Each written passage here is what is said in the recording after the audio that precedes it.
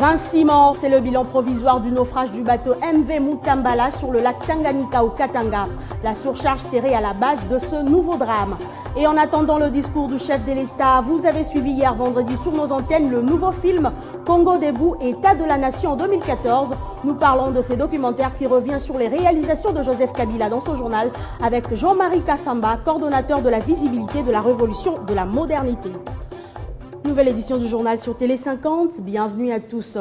À la une de l'actualité, ce drame survenu sur le lac Tanganyika au Katanga. 26 personnes ont péri dans le naufrage du bateau MV Mutambala dans la nuit du jeudi 11 à vendredi 12 décembre. La surcharge serrée à la base de cet accident. 221 personnes ont pu être secourues alors que le nombre total de passagers reste jusqu'à présent inconnu. C'est un drame qui vient s'ajouter à la longue liste d'accidents survenus sur les eaux congolaises en 2014. Le MV Mutambala a coulé 6 heures après avoir quitté le port de Moba, au Katanga, emportant avec lui 26 personnes. La surcharge du navire est, semble-t-il, la cause de cette énième tragédie.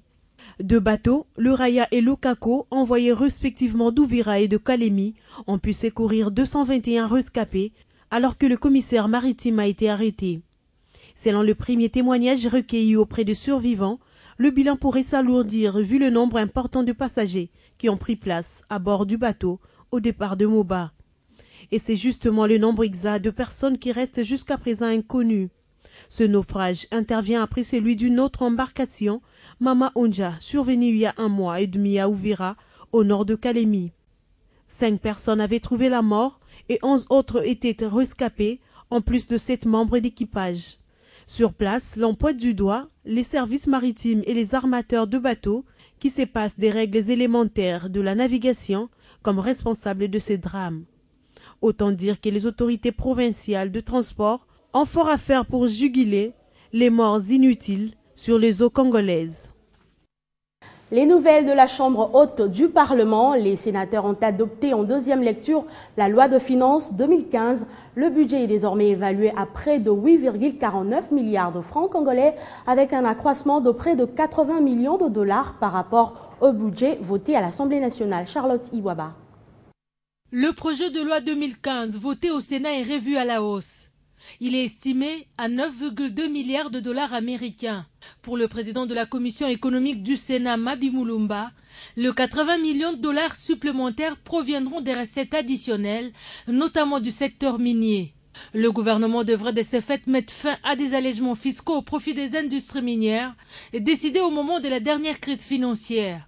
Dans le secteur minier, au moment où il y a eu la crise et que les cours de matières premières avaient baissé, il a fallu alléger les taxes que supportaient les usines de traitement de minerais sur place. Le moratoire était de 3 mois, mais on a constaté que 6 ans se sont écoulés et le moratoire est toujours en vigueur. Et pour lutter contre la fraude, il est recommandé au gouvernement de procéder à la certification des réserves pétrolières et minières. Après harmonisation au sein de la commission mixte paritaire, suivie de la seconde lecture au Sénat, le texte sur lequel la Chambre haute et la Chambre basse du Parlement se sont mises d'accord vendredi devrait être envoyé au président de la République pour promulgation.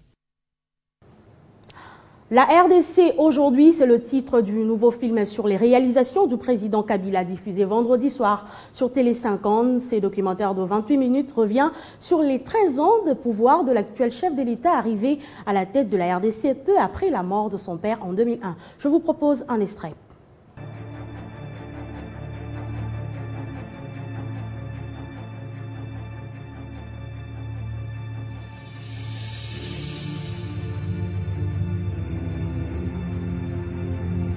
Vu d'en haut, le Congo paraît comme un don du ciel.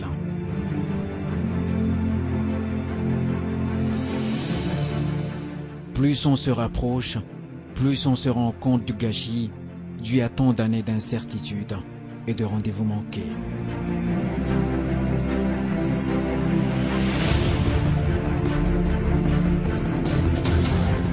Je jure fidélité à la nation. Je prends l'engagement solennel de respecter la Constitution et les lois de la République, de garantir l'indépendance, l'unité et la cohésion du peuple congolais, ainsi que l'intégrité du territoire nationale.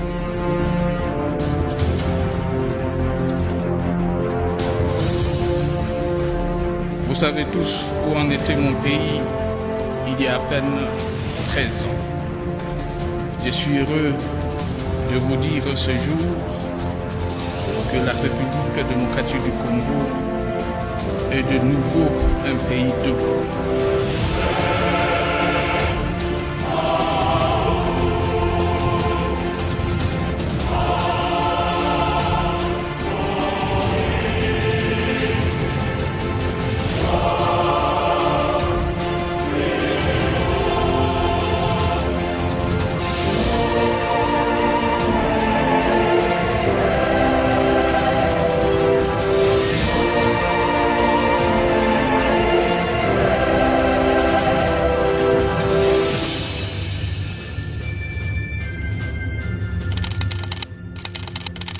Comment en sommes-nous arrivés là?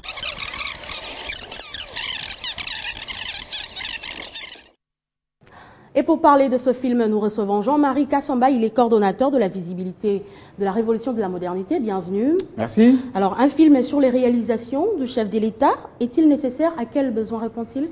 C'est très nécessaire, surtout que maintenant que nous venons d'avoir le gouvernement de cohésion nationale qui concrétise les concertations nationales, les recommandations, mais également le mandat du chef de l'État qui est en cours en ce moment, pour nous qui assurons la visibilité de sa vision, de son action depuis bien longtemps. Il est au pouvoir depuis 2001. Et vous avez vu là l'aperçu de ce qu'était notre pays en 2001. Les guerres, délabrement économique, le pays qui n'existait que de nous. Aujourd'hui, la RDC est comptée parmi les grandes nations de ces continents. Et surtout, il l'a dit aux Nations Unies, le Congo est debout. Donc dans ces films, nous essayons de montrer comment nous sommes arrivés à vivre ce Congo d'aujourd'hui avec le taux d'intérêt, enfin le taux de croissance qui est à 8,5, avec Bukanga Lonzo, avec la diplomatie, avec tout ce qui s'est fait aujourd'hui en bien. Et il était temps que nous présentions à l'opinion les réalisations domaine par domaine, province par province.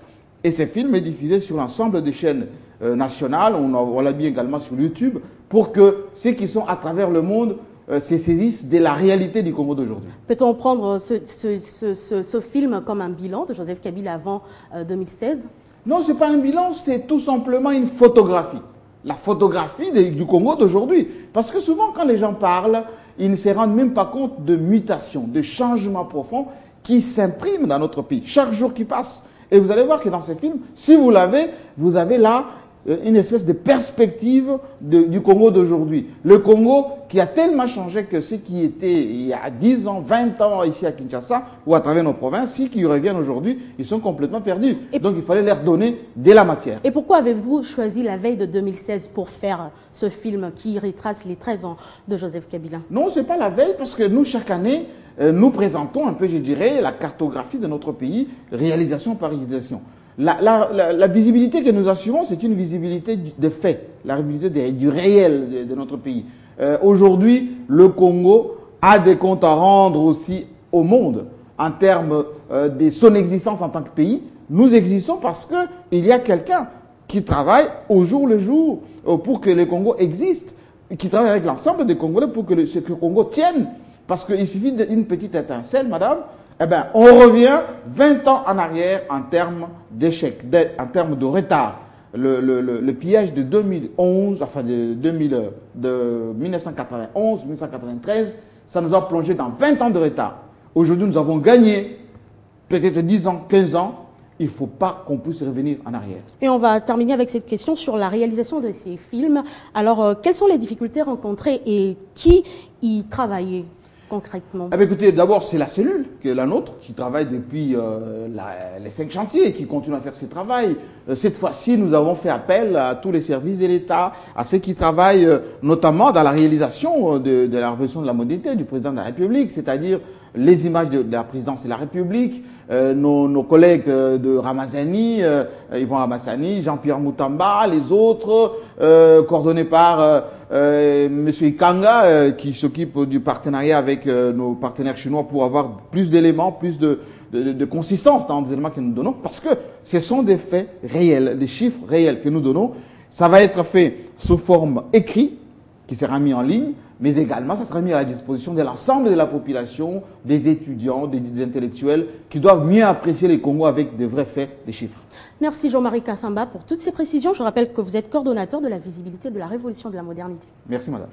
Rendons-nous dans la province du Katanga. Le consul général de la République sud-africaine à Lubumbashi est allé dire au revoir aux membres du gouvernement provincial. Ensemble, ils ont évoqué les projets réalisés durant son mandat en RDC avant d'embrasser un autre aux États-Unis. L'équipe gouvernementale du Katanga a également échangé avec la délégation de l'INPP venue de Kinshasa.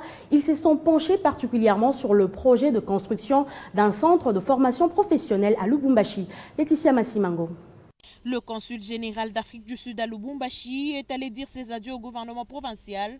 Nelema Alaté exercera désormais sa fonction à la représentation diplomatique de son pays à New York, au siège des Nations Unies. Le ministre près le gouverneur Edmond Bazambang, avec à ses côtés ses collègues des infrastructures d'Ikanga Kazadi et du budget Léon Tchakwiza, a reçu ce jeudi le diplomate sud-africain. Ensemble, ils ont échangé entre autres sur le projet réalisé durant le mandat de Nelema Alaté. Je pars d'ici avec un gros cœur, parce que je sens que je n'ai pas terminé tant de projets. J'ai commencé avec mon collègue au consulat.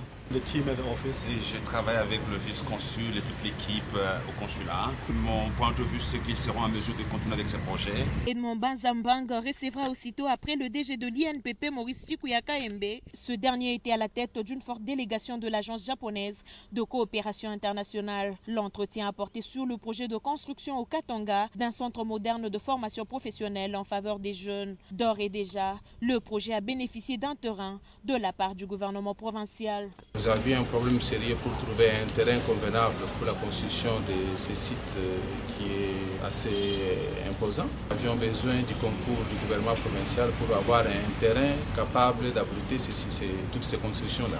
Je suis très heureux de vous annoncer que le gouvernement provincial nous a donné suffisamment de terrain nécessaire pour que nous puissions construire ce qui est une bonne chose et un appui important. En dehors de nos frontières, pour lutter contre le virus Ebola, les autorités sierra-léonaises ont pris la décision d'interdire les festivités de Noël et du Nouvel An. L'annonce a été faite vendredi par le chef du Centre national de lutte contre l'épidémie. Pour ce faire, les militaires seront déployés dans les rues pour empêcher toute festivité. Sachez que la capitale sierra-léonaise a été placée en état d'urgence depuis le 31 juillet dernier, ce qui a conduit à la fermeture de boîtes de nuit et bars. Et puis en sport, avant de terminer, la Fédération congolaise de cyclisme annonce la tenue avant fin décembre 2014 des élections générales au sein de la Ligue de Kinshasa pour ainsi mettre fin au désordre dans la pratique de cette discipline dans la capitale. L'annonce de la tenue de ces élections a été faite par le secrétaire général de la Fédération congolaise de cyclisme. Une bonne chance à tout le monde. De plus en plus, la pratique du vélo en République démocratique du Congo s'est fait une place de choix. Les pratiquants ainsi que les animateurs de cette discipline se voient obligés de bien organiser les choses et ce, à tous les niveaux. Resté vacant depuis la démission de Jouva Mateba, président de la Ligue de Kinshasa, la fédération entend combler ce vide en organisant les élections en date du 23 décembre. Et pour les candidats désireux de postuler aux différents postes, la fédération en appelle au respect des statuts et de règlements qui régissent la pratique de cette discipline au RDC.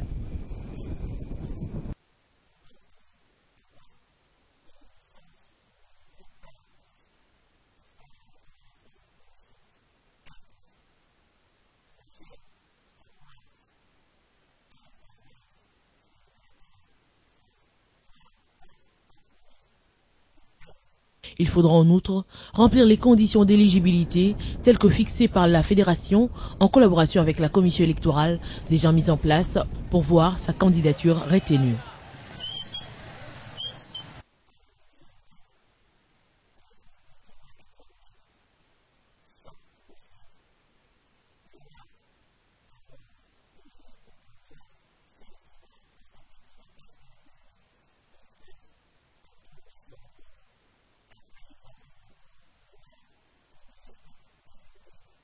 Ainsi donc, la Ligue de cyclisme de Kinshasa s'apprête à élire un nouveau comité conformément au statut de sa fédération.